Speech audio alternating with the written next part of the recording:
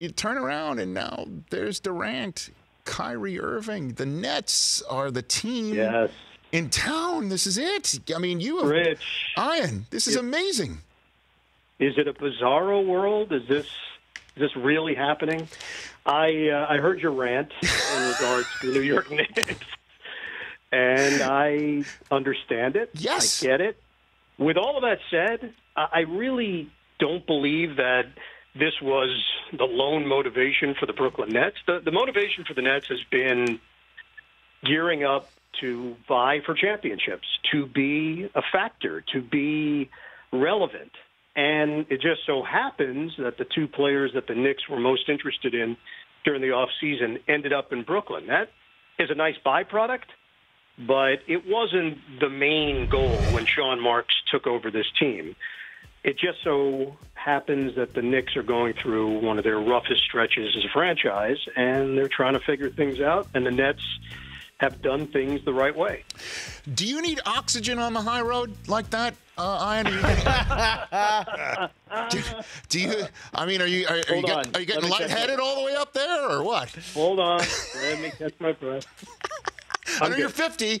I know. Sometimes 50. you shortness of breath all the way up there.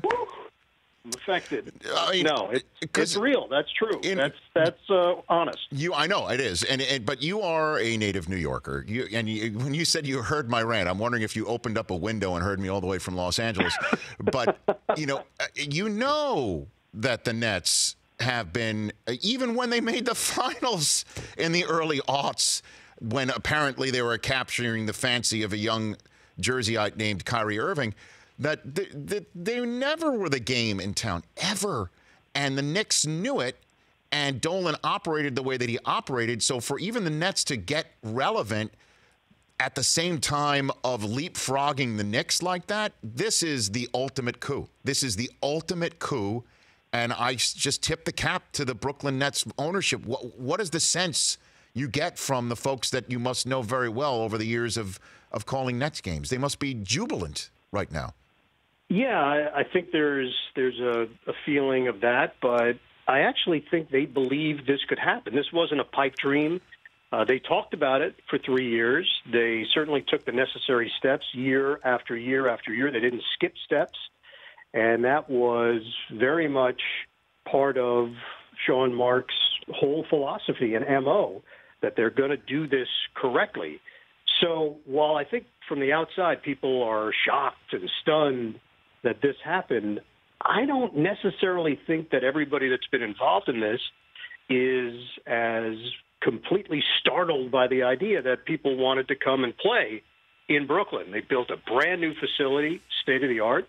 For some, that wouldn't be enough, but you couple that with having the right general feeling around the team, the culture that they've created, the family-like atmosphere, the right people in place in all the right spots, the fact that players around the league talk, the fact that agents around the league talk. This was a confluence of events that met at the exact right time in the exact perfect moment for this franchise. But it's not by accident. It didn't happen out of left field. This has been part of the plan, and they just happen to execute it. Look, let's face it, Rich, having grown up in this area, this doesn't happen if it's in New Jersey. It doesn't. Nope. The Brooklyn part of this equation played a huge role, immense role, in Kyrie Irving and Kevin Durant deciding that this was the right spot. And the Kyrie stuff, that's real. I've had some time with Kyrie here and there through the years, and one particular instance where we had a long conversation,